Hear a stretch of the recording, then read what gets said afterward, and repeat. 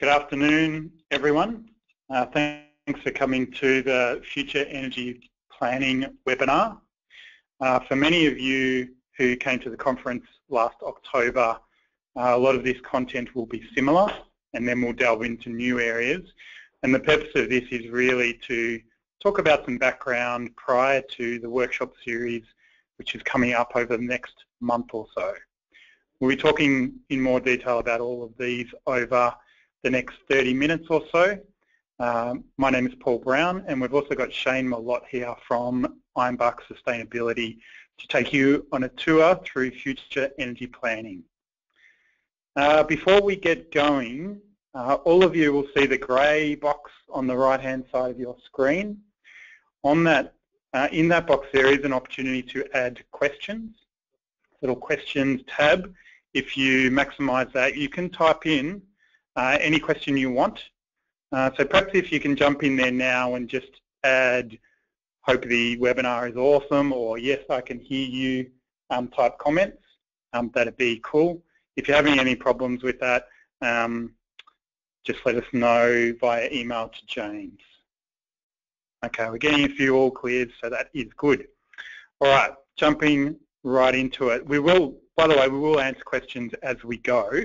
And we'll also have an opportunity at the end to provide Q&A also. This webinar will be recorded, and the answers to any questions will be circulated to everyone. All right. The outline of today is to go over the conference, what we found out. We'll also talk about 101 around energy markets, what's changing and why we're here. Talk a bit about planning, the planning system, how it works, and in particular around energy, and then move on to the where to from here. So lessons from water planning for collaboration between different levels of government, and also the upcoming workshops. The idea behind this overall program is to see what collaboration is available between councils and distribution businesses. You'll hear the term DNSP quite a lot, which is Distribution Network Service Providers, and this work is really that crossover between councils and council planning and the network providers, the electricity network providers, and their planning. All right, and then Q&A. Straight into it. So on the 25th of October last year, there was around about 100 people, largely local governments, plus representatives from all 5 distributors in Victoria, talking about future energy planning. And again, we were talking about what is the crossover, how can we improve our planning and our dialogue, and then working towards the workshops that are coming up. These workshops are within each of the distribution areas, and there'll be details later on in the webinar as to when they are. All right, from the conference, the main outcome, and we had, I think it was around about 10 tables who consistently came up with this same outcome for the workshops, which is to identify what is the key network planning communications between local governments and distributors. So when do we talk to each other, and who talks? So the workshop focus, a big part of that workshop will be to talk about those things. The other thing that came out of the conference was to look at the water sector and what it has learned. And part of today's webinar is to take you through that in preparation for the March workshops. All right, we're going to jump into energy markets and just talk a little bit about what's changing. So this is a picture of generators on the left-hand side, transmission, then distribution, and then users. So this is the traditional model of large-scale electricity, the large-scale electricity system.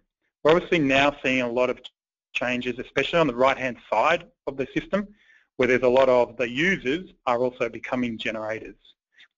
The focus of today is to talk about the end point of the distribution system and the interaction between development and planning and designing the energy system. There's a lot of things driving change at that end of the network. We've obviously got a lot of new housing estates. There's new demand coming in. Sometimes that is in infill, where we're seeing a lot more development in CBD areas around train stations, etc., as well as out on the urban fringes. Obviously in rural areas you're seeing similar things occur on a smaller scale than what you're seeing in urban Melbourne. One thing we are finding with rural areas is we're tending to see quite a change in generation.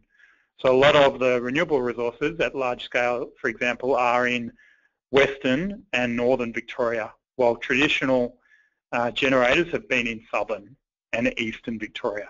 So they all have implications for the networks. As mentioned, we're seeing a lot of renewable energy providers at a household and business level, which is pushing energy flows back through the distribution system, where traditionally the distribution system was one-way flow. We're also seeing efficiency being regulated and being driven by users and competitive business models.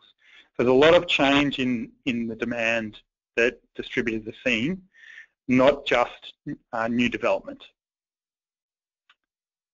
All of these are leading to a different model of distribution. It's becoming more and more complex, and so the planning and the design of the electricity system is more important now than it's ever been. And over the next 10 to 20 years, we'll see a lot of change. We also hear from a lot of organisations like St Vincent de Paul and consumer organisations who are very strong in their voicing that distribution of energy is a common good. So we're not just going to see high competition driving new systems, we're also going to see pressure on people who can't afford electricity. The other thing that we're seeing changing is that the regulations are changing. Just like in the taxi industry, when new competition or new systems come in, the regulators also need to change. In mid-last year, the Australian Energy Market Commission now require that each distributor in their annual planning review process conducts a public cost-benefit assessment, and in that assessment it needs to consider demand management, decentralised energy, and all sorts of other non-traditional, non-network solutions to managing their networks. So this is now becoming part of regulation, and obviously the distributors are required to respond to this. So the net summary of where the market's at is that technology is driving change. Competition is also meaning that the old way of which electricity was done is now being leapfrogged and changed by new ways of doing things. And we're all watching and responding to how that changes. And lastly, regulation is changing as well.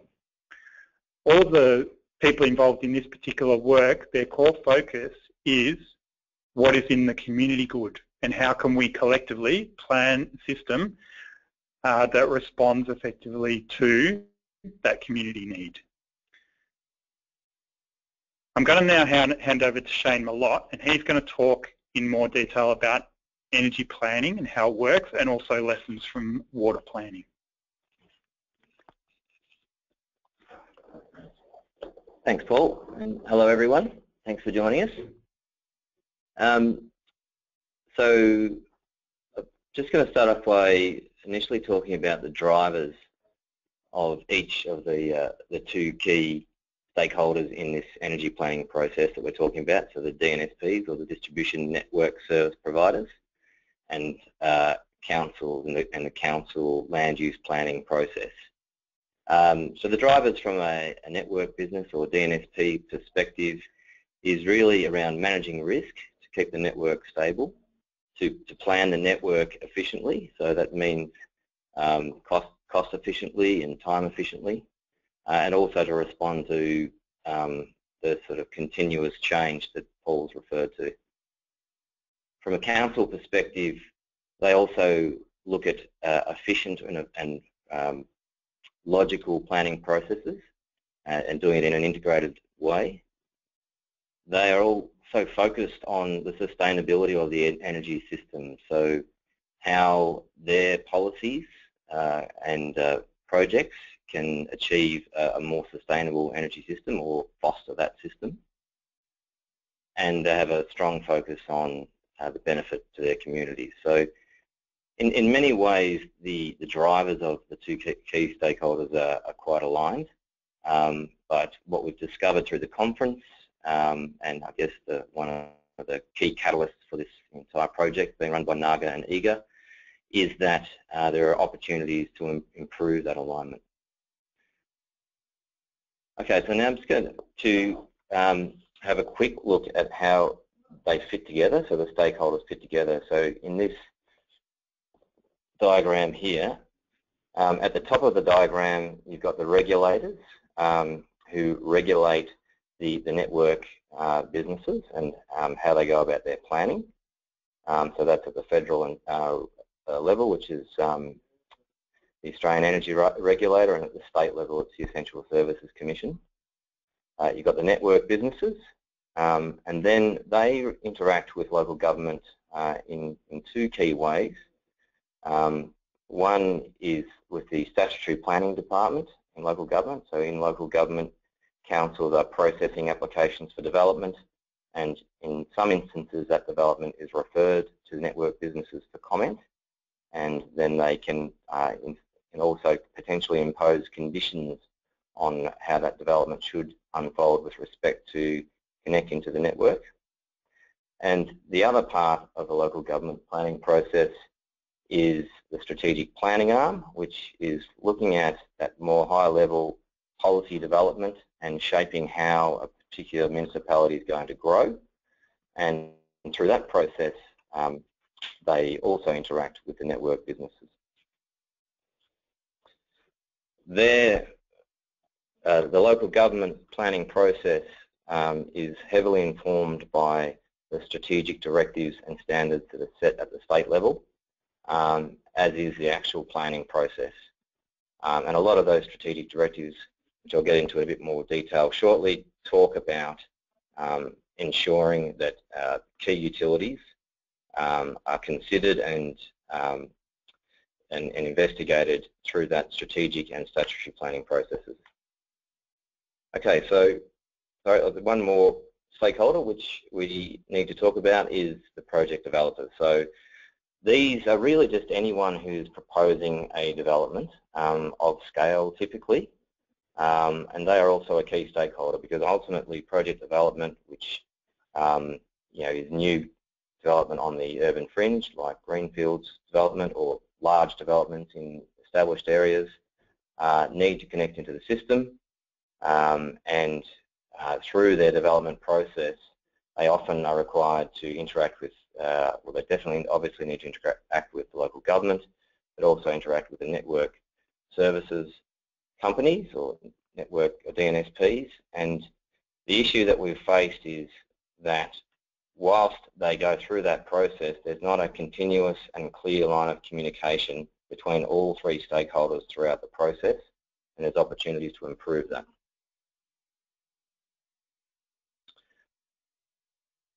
So project developers talk to the distribution businesses because they want to be able to connect to the business, connect to the network, and get the kind of capacity, so the amount of energy that they need for their project, and they also want to be able to do it in a time frame that works for them.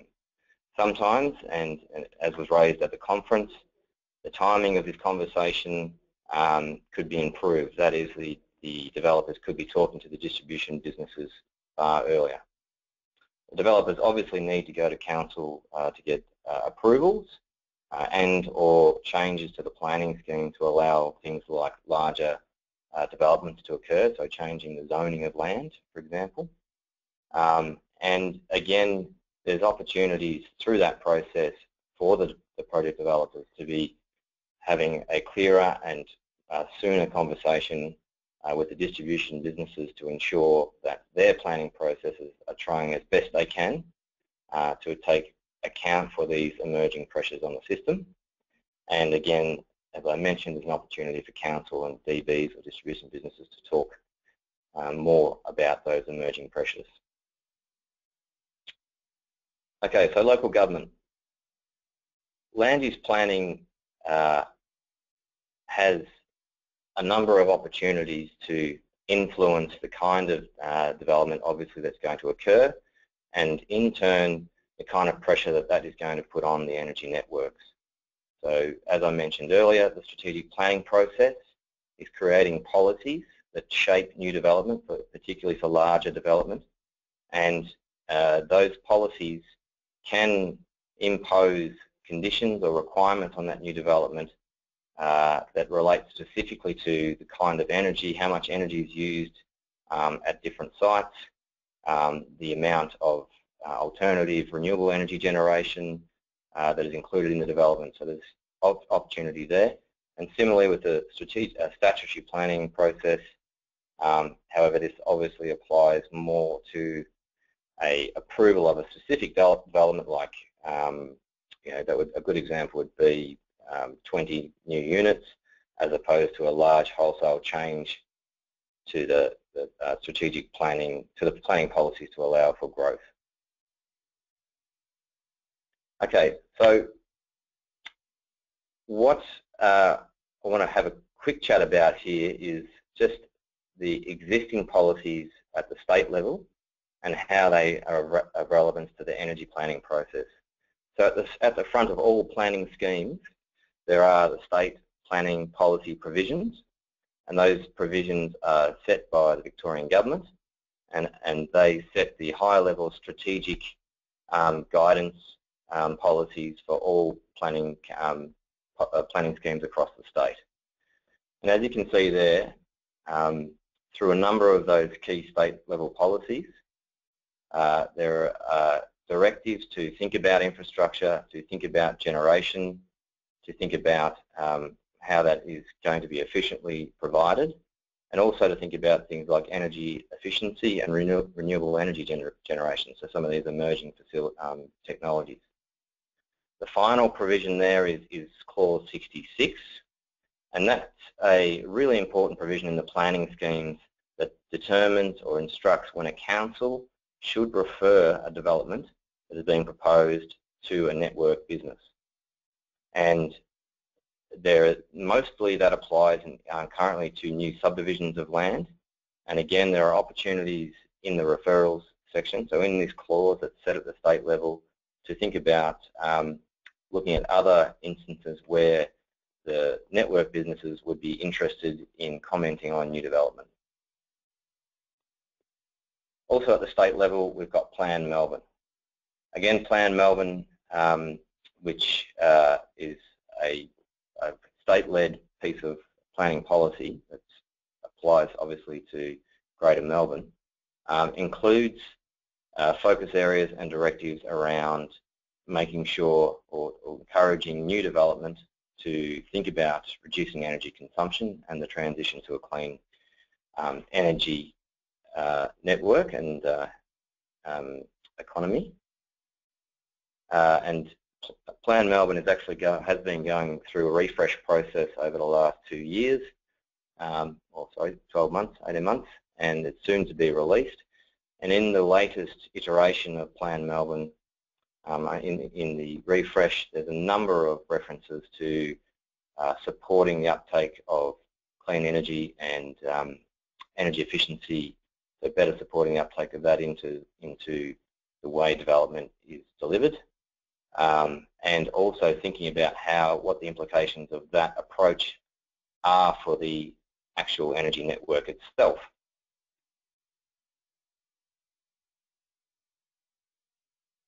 Okay, so we've just got a question asking for more detail about Clause 66. Sure. I'll just pop back to that. Okay, so Clause 66 is the clause that sits in the planning scheme, and it defines when a council should refer a development application that they've received from a proponent or a developer who wants to build a project or subdivide land to the network business. So it's not just only the network business, so it's also other utilities. So it's energy, it's water, it's telecommunications. And it basically gives that network business, in this case the network business, an opportunity to formally comment on the development. So they can respond back to council and say, yes, we are comfortable with the development, or we are not comfortable for these specific reasons. And they can even say we are comfortable with the development proceeding, provided that council impose these conditions that we would like to impose on any development approval that is issued for that development. So it gives the network businesses very clear opportunity to influence development, and council are required to apply the conditions of the network business verbatim to the actual approval. So they're really essentially, in that sense, the network business becomes a sub-authority that is involved in the approval process.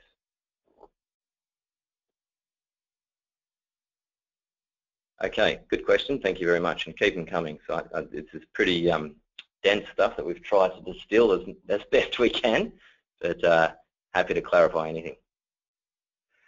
So the other big influence on how new development uses energy has come from the Sustainable Development and the Planning Process program.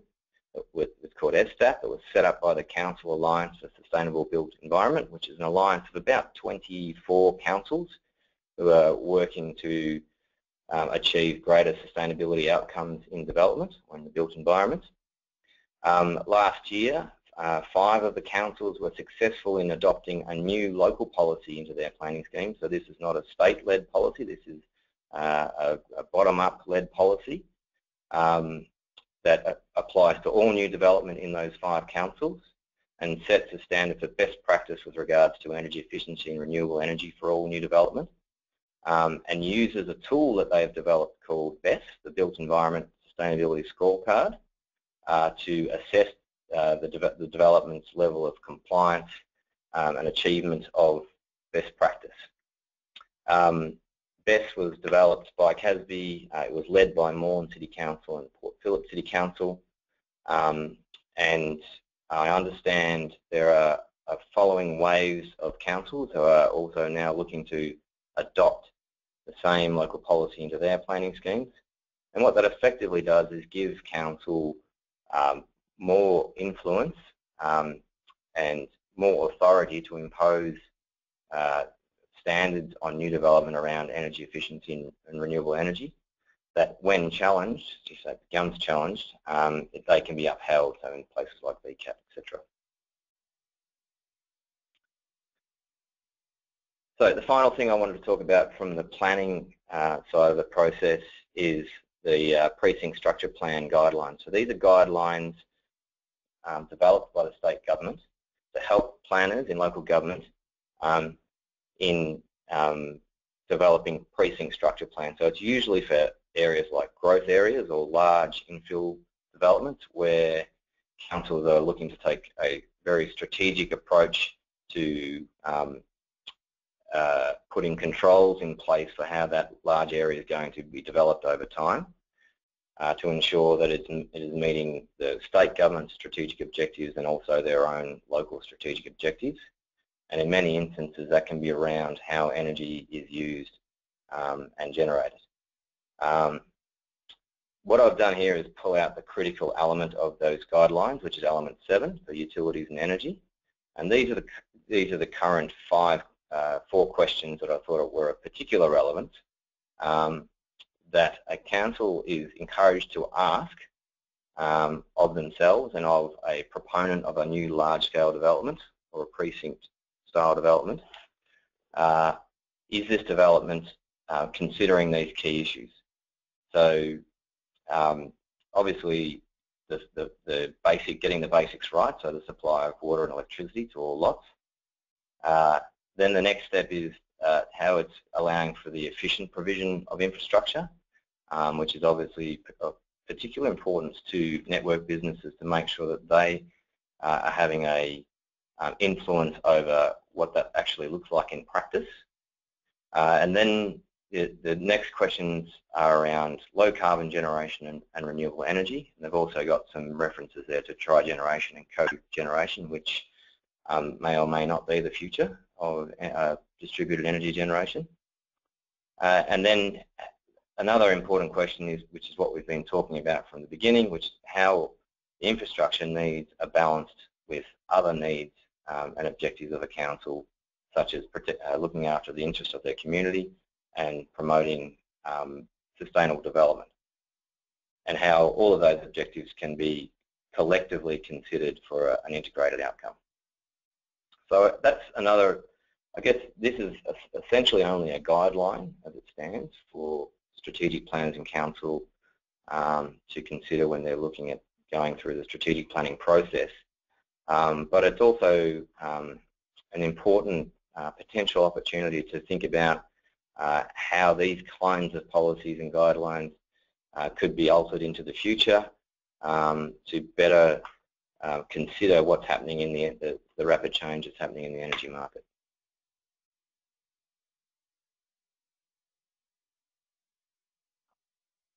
Okay. So from the network planning perspective,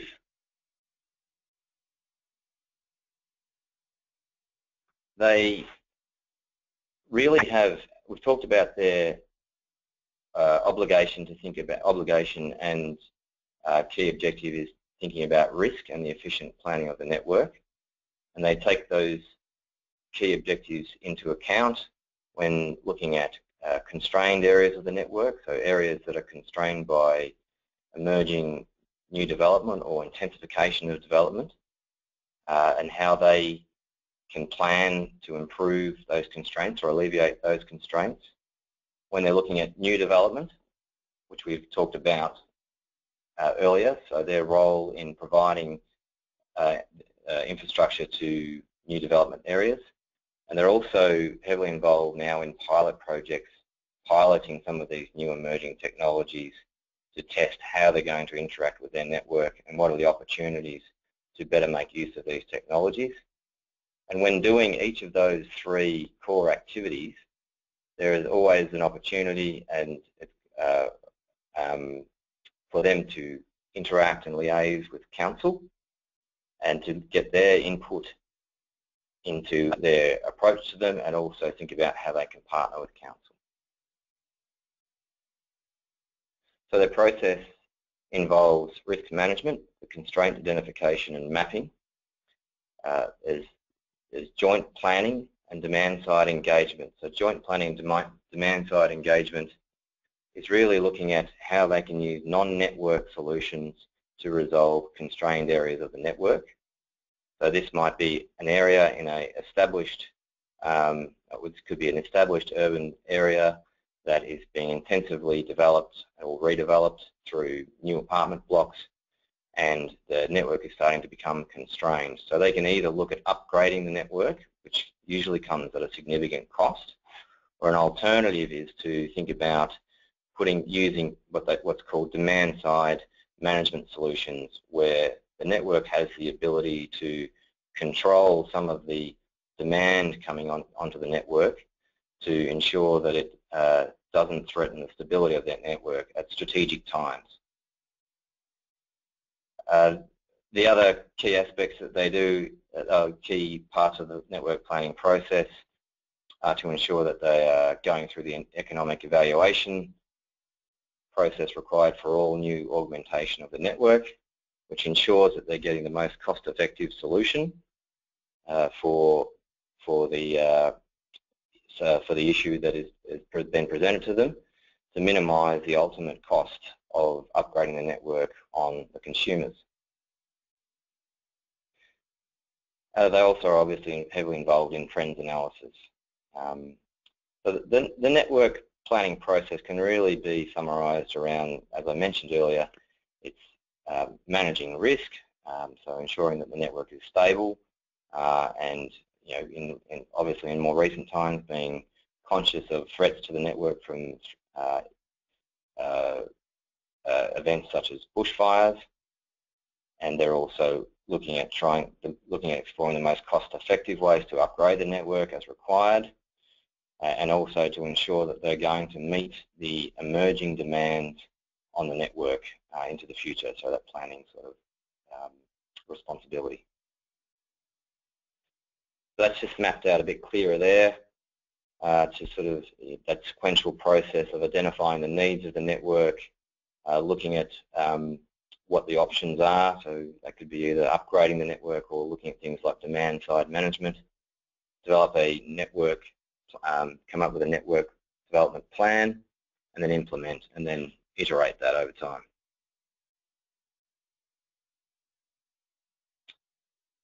Okay. So one of the issues that's been uncovered out of this process is that the alignment between the planning, the land use planning process and the network planning process could be improved.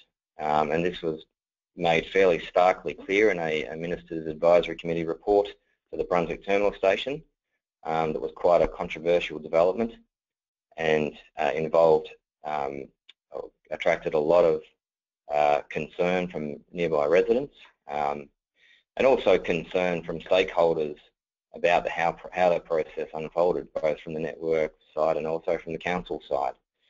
And it was apparent that the current process, the regulatory process for when stakeholders interact with each other and refer information to each other, and on what basis they do that, could be significantly improved to make sure a more integrated solution and approach is found.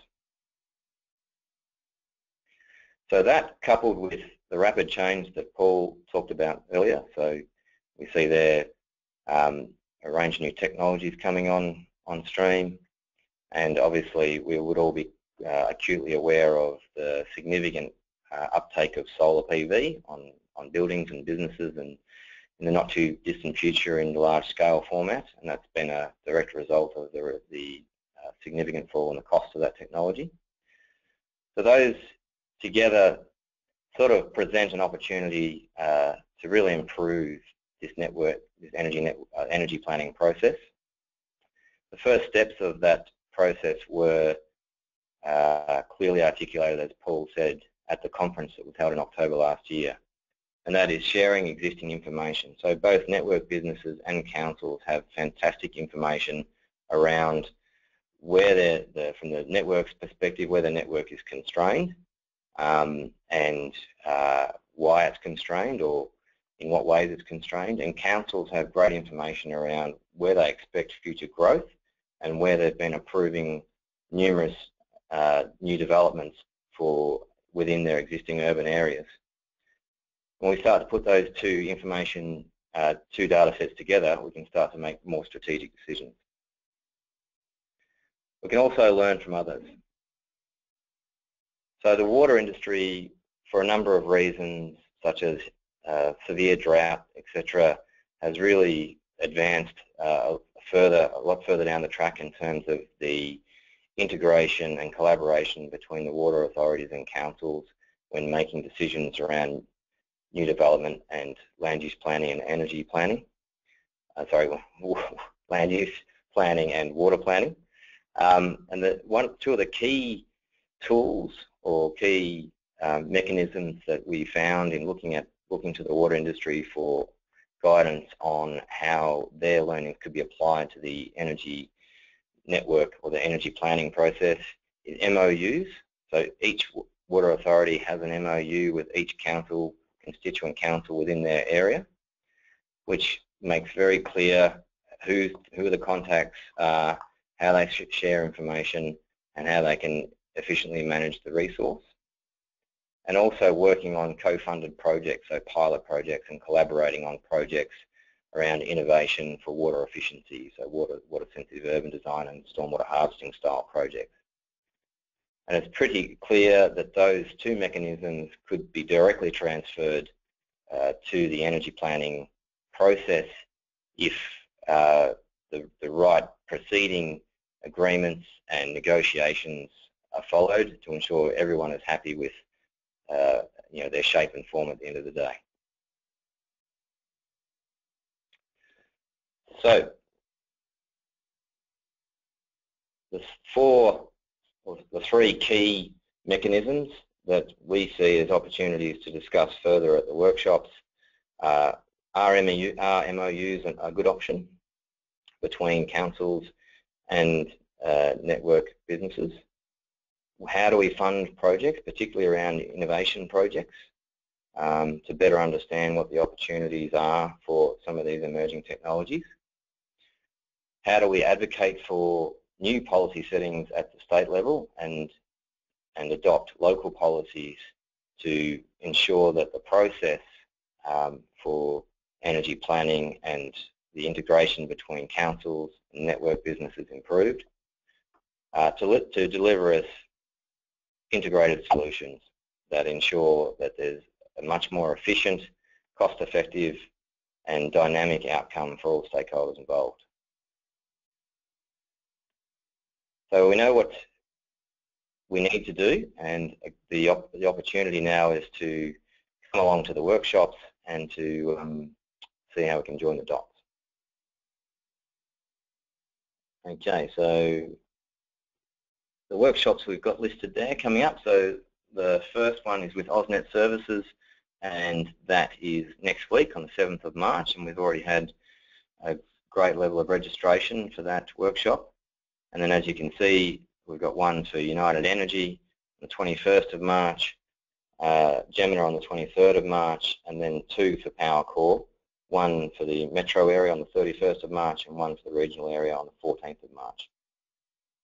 And there's links to registering to locations where you can register for those workshops underneath each of the workshops there. And we'll obviously be sharing these slides with the participants in the webinar after the webinar so that you can click on those links and go through and register. Workshop objectives. I might hand you back over to Paul now, and he can take you through those and wrap up the webinar.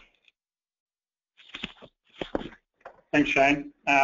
We've also got a few questions, so we'll just tick our way through that, but I think we'll probably be finished up in about 10 minutes. As we mentioned, the scope of the workshop is to really talk about the planning framework and how we communicate together to have a more effective process. Who communicates to who and when, but there will also be opportunity to talk about other things. We've actually had a question, a couple of questions on the workshops. One is who can attend, and the answer to that is obviously the individual distributors, the relevant people within that, but also the local governments in that distribution area. We are ideally aiming for, as well as people specifically interested in the topic, in particular planners, and also the third organisation that we're interested in seeing attending is state government bodies. It's best to go to the Eventbrite invite and put your name on if you're unsure. If we're unsure whether you're suitable for attending, we will contact you and talk about it. We're obviously looking at not large numbers, but the right people in the room. The other question that we had, which is relevant to the workshop, is what else do DNSPs want to discuss other than planning and who talks to who? The who talks to who bit is the common across all of the distributors. It's fair to say in each distribution area there are the desires and needs of each distributor vary as to what they want to get out of it. For example, some distributors want to talk about specific projects and specific constraints where they can harness the councils to help them talk to their community. We're also seeing that some distributors want to talk at a higher level around community representation on energy policy reference groups, etc.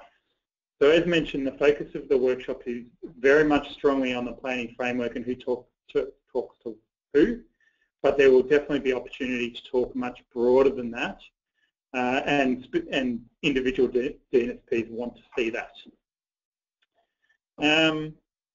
We've got a couple of another comment. So Catherine has commented that the ESD policy to support the sustainable development in the planning process within each council now that actually has 7 councils who have passed that policy, and there's a number of regional councils on the move, right, which is great to hear, and we expect that process to keep rolling along under its own momentum.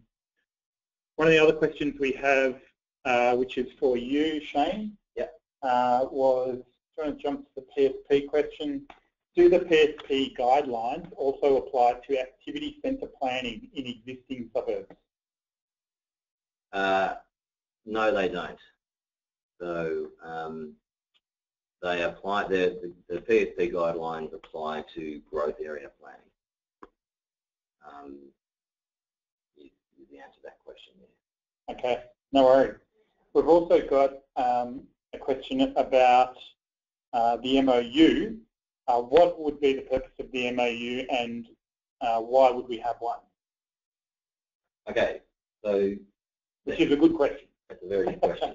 Very good question. So I guess the purpose of the MOU is to really formalise what appears to be a desire from both sides of the energy planning process to have the details around when councils, local government and network businesses communicate, who are the right people to be talking to with regards to different kinds of issues. So whether it's a specific project or a more high-level strategic planning process, what kind of information does each stakeholder have, and how can they share that with each other, and how often they should share that with each other, and even discussions around could they be meeting on a more scheduled basis to share with each other what's happening in their respective spaces. Obviously, it is a pretty dynamic space around, in the sort of energy technology space, and so it's really, how often could councils and network businesses be meeting? Is it an annual meeting, for example, to talk about what's happening to make sure that their approaches to planning continue to be aligned, and that they're doing everything they can to achieve the outcomes of their own objectives, or to achieve their own objectives, but also to make sure that they are aligned with their other key stakeholders' reciprocal objectives. And I guess just adding to that, the reason the MOU was even brought up is because that is the framework that the water authorities and local governments use. That is definitely not something it's one of those things for discussion. We've got an existing model, and it's one that can be looked at. All right, what other questions do we have? Just while you're looking at those, Paul, I just wanted to pick up on the comment about the PSPs and activity centres. So they don't apply to activity centres, but there is a separate practice note which relates to activity centres that's been developed by the state government. So it's essentially a practice note on how to do structure planning for activity centres. So again, that's another area where, when looking at how we could change policy settings and guidance notes for how to develop policy, that's an area where we could look for opportunities to ensure that they are making sure that councils and network businesses are working collaboratively together. No worries. We have a request to share United Energy's MOU with Manningham as an example of a formal collaborative relationship. That's certainly something we can put back to. We've also got a question around, is the purpose of the workshops to focus on high-level energy distribution constraints, or will it also look at micro-level planning applications, for example, an apartment building, and how to integrate substations to those within those buildings?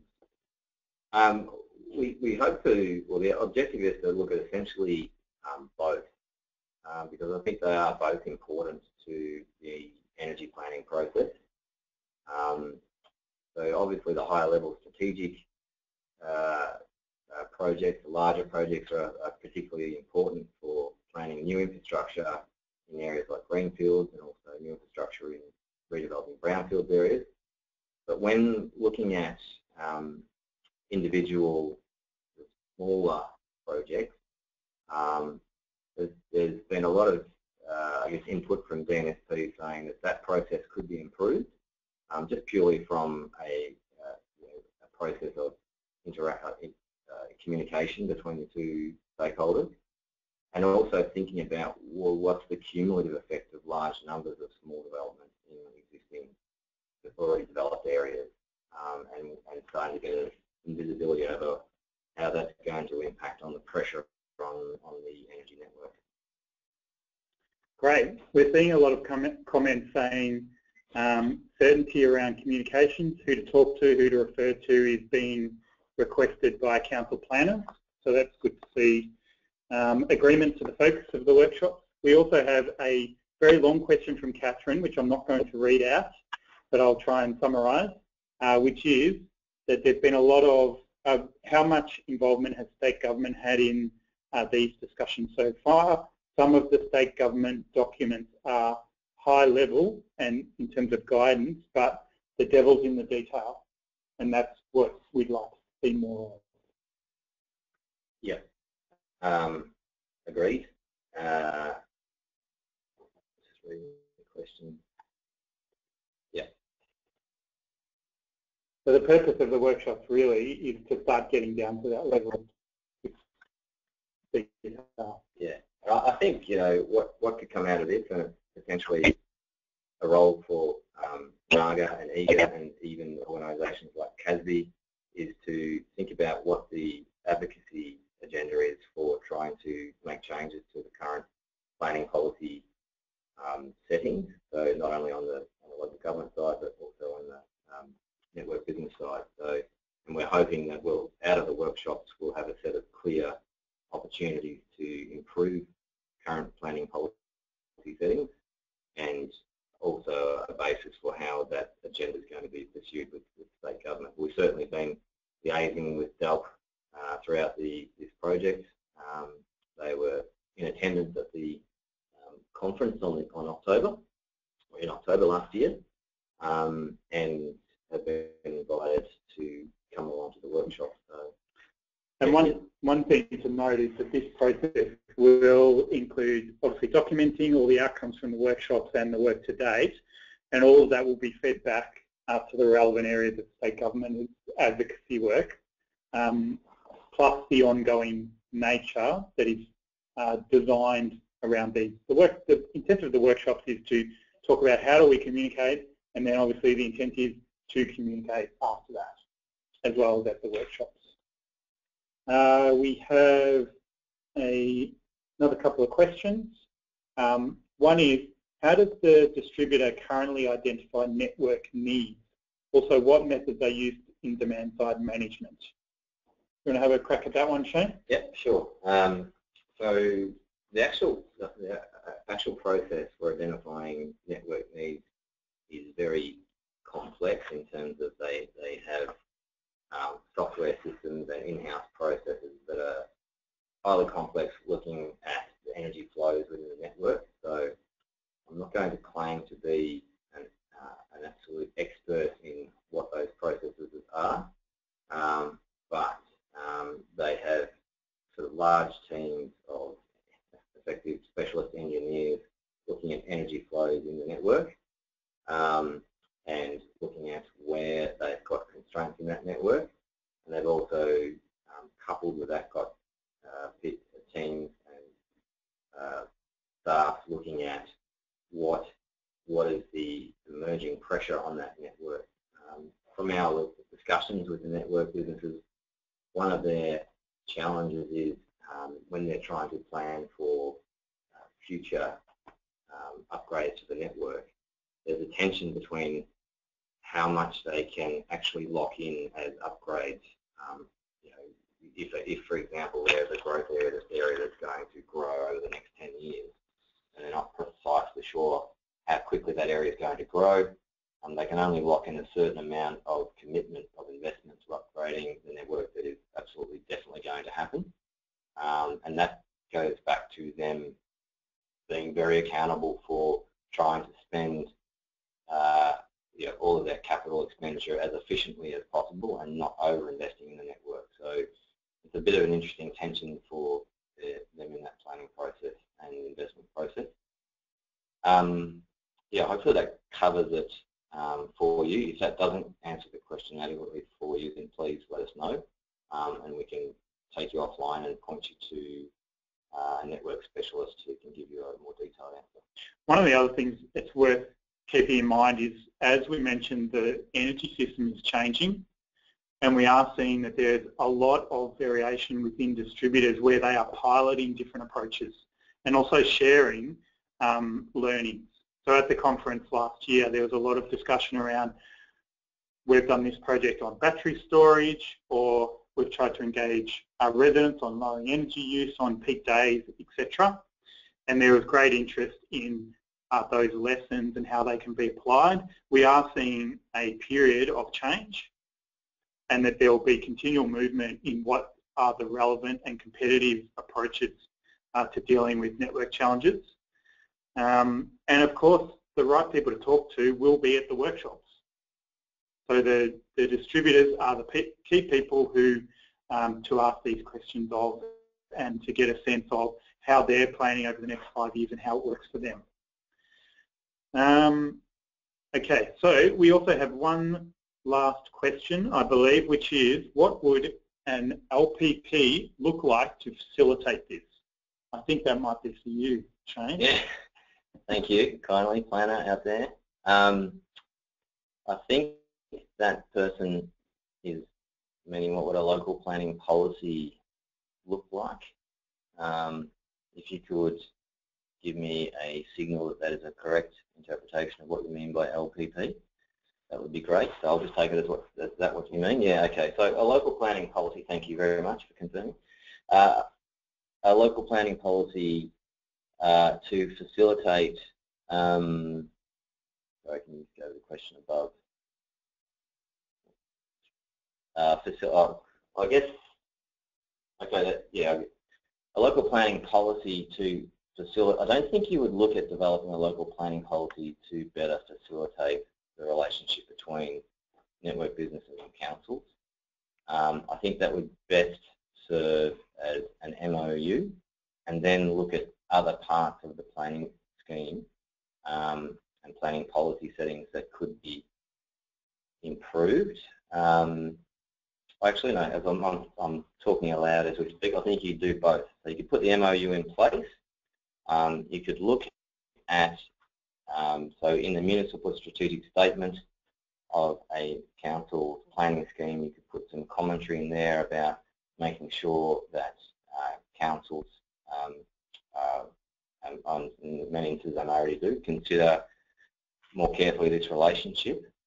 They could, in their local policies, they could even potentially articulate the key instances where councils should be liaising with the DNSPs, where that changes over time. And then also the other areas which we suggested, which was changes to the Clause 66, the referrals, making sure that all the development that is or should be referred to the DNSP is being referred. And then the changes to the guidelines that are, so the practice notes and the precinct structure plan guidelines, reviewing those and potentially updating those to ensure that this level of communication and collaboration is undertaken efficiently and more effectively. Okay, so the short answer is all those suggestions and how it might look like will come out in the both the workshop and the report. Yeah. We're going to close it off now. We look forward to hearing and seeing all of you at the workshops. If you have any further queries or comments offline, please let us know. As mentioned, we will be circulating a link to this webinar and all questions as well. So thanks again for attending, and we look forward to seeing you over the next month at the workshops. Thanks, guys.